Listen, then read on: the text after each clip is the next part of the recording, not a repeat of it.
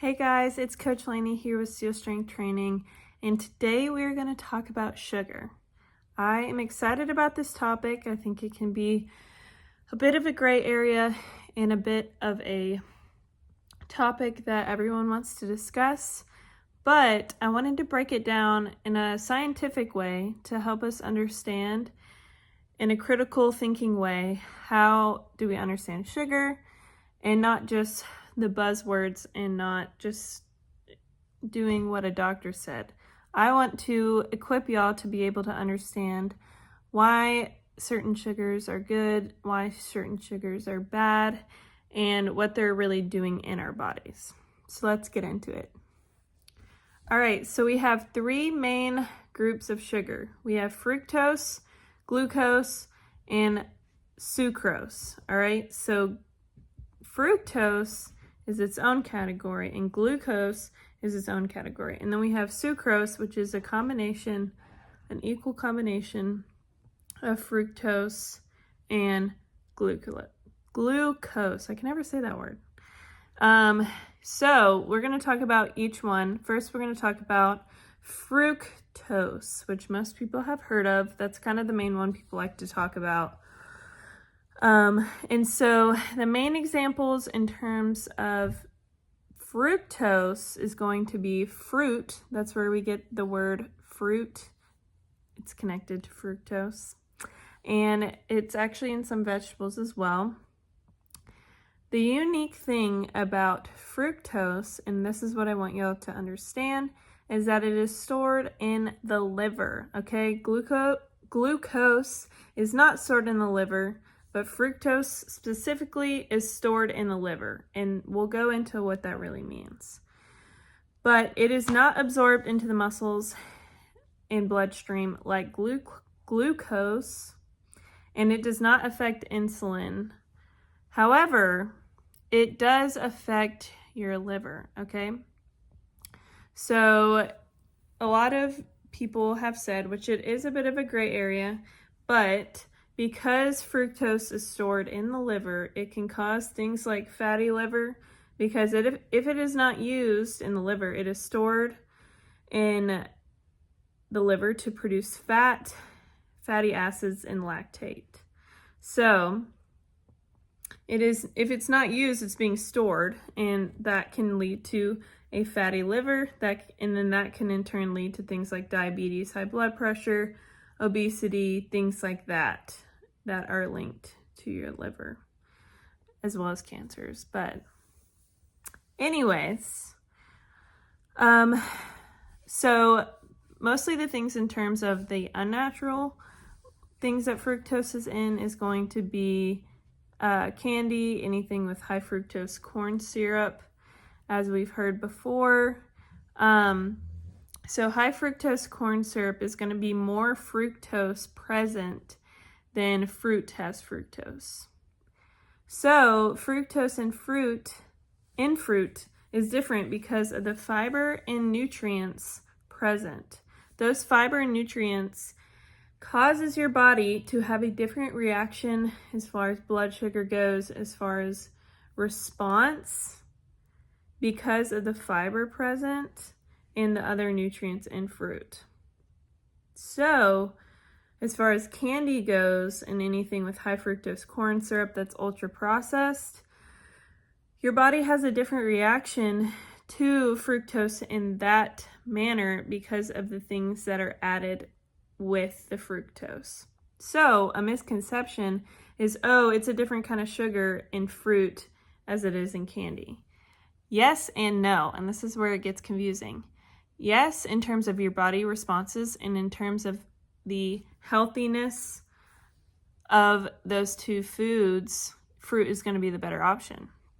But the fructose molecule is the same in fruit as it is in candy. There is more fructose in high fructose corn syrup and candy than there is in fruit, but the fructose molecule itself, in terms of, we're talking chemistry here, it is the same in terms of the molecule makeup, but that doesn't mean our bodies respond differently. That doesn't mean that candy has nutrients in it that we need to live. Fruit has nutrients and fiber and things that we need to live, as well as natural sugars that are present in that fruit as God made it, okay? But candy, you're adding high fructose corn syrup, you're adding corn syrup, so it's going to have both glucose and fructose in things like candy. So, fructose does affect your blood sugar response. It is less than glucose, has a higher blood sugar response. It is the highest blood sugar response you can have is glucose, which is 100 on the glycemic index, and fructose, I believe, is like 20, in the 20 range, 23 maybe. So there's definitely a big difference, and we'll get into glucose. So glucose is mainly bread, carbs, white bread, white rice, white potatoes, sweet potatoes, things like that. So it's not all bad, and that doesn't mean that bread and potatoes are entirely glucose as a whole. There is glucose present in those things. So the difference in glucose is that it is stored in the muscles, not the liver, in the muscles, and then it goes throughout your bloodstream.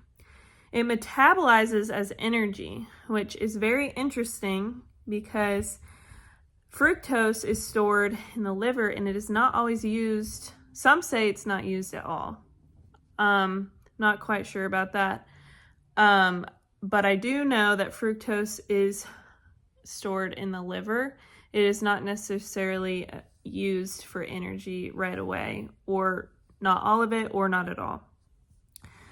But glucose is used similar, and it is used as a carb. So if you look at a candy or something like that, the calories that it's counting is mostly made up from mostly sugar as the carb source in terms of macronutrients.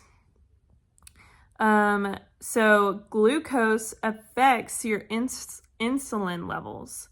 Going back to the glycemic index, it's going to spike your blood sugar the most of anything ever, and that is why diabetics cannot have glucose in large amounts or at all. Some doctors will eventually say to cut out fructose for a period of time, but glucose is the main effector in terms of insulin. It has a direct effect to insulin, but high levels of fructose can also lead to diabetes or affect diabetes as well. Some say that glucose is less harmful than fructose, but it's a gray area. I think both of them, if I'm thinking in terms of roads, here's fructose, here's glucose. The end road is obesity, diabetes, all the fun diseases that America and other countries deal with. And glucose is going to lead to that eventually, and so is fructose in high amounts, not moderation, in high amounts. Those can eventually lead to those end results. However, glucose is going to get you down in excess. It's going to get you down the road towards those chronic diseases through blood sugar response, insulin resistance, and things like that. Fructose is going to get you down the path of those diseases by liver storage, storing as fat, getting a fatty liver, leading to high blood pressure and all those things at the very end. So they're kind of like taking two different paths towards negative things. That doesn't mean that they entirely are negative. The path leads there when you get to the excess point. But the problem with Americans is that we're eating 2 to 3 times the amount of sugar that we're supposed to, and that's the problem. And that's why it's so talked about, is because we're not eating the amounts that we're supposed to, which is why this is such a topic talked about, because we are already, not everybody, but a lot of people are already in the excess amount. And that's why we need to pay attention to the amounts of sugar that we are consuming. All right, the third category of sugar is sucralose. Sucralose is a 50-50 makeup of fructose and glucose. So the main example of that is going to be table sugar. So that's really the main example. Most sugar things are a makeup of this percentage of fructose and this percentage of glucose, which doesn't necessarily equal straight up sucrose. All right, and then the main recommendation I have as far as sugar goes, and something that I try to implement myself, is avoiding added sugars. If we consume just natural sugars in moderation, things like fruit, carbs, things like that, we will be way better off as far as our sugar intake goes. Where America goes wrong is eating a bunch of added sugars of multiple types of food groups, not just sweet desserts.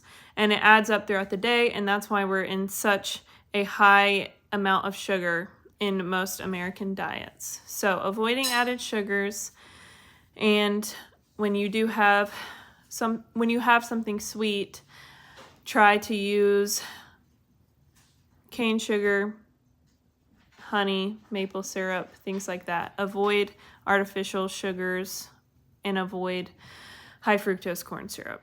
As far as maple syrup, honey, natural sugars, agave nectar, things like that, some people say eat these things for the nutrient benefits. It's a good, healthy sugar. Your body responds completely differently to this than normal cane sugar. Not necessarily true. Like I said, it's the same molecule, whether it's glucose or fructose, but they both are still sugar. However, I'm not here to say that high fructose corn syrup is the same as honey, because honey, maple, things like that are in their natural form. Yes, they're high in glucose or fructose, but they are real sugars that have antioxidants present. They have natural sugars in them. So you should not consume honey and maple and agave nectar for the health benefits, because there's not really many health benefits. However, it is a healthy alternative to high fructose corn syrup and artificial sugars. Do not do artificial sugars, which is a whole nother topic that we're not covering today. But doing honey, maple as your sweetener, if you like it, is more beneficial than doing high fructose corn syrup, which I feel like most people understand. But I would recommend choose the one that's worth it to you, because there's not huge benefits in terms of maple, honey, or cane sugar or natural sugar. Maple is going to be more glucose and honey is going to be more fructose.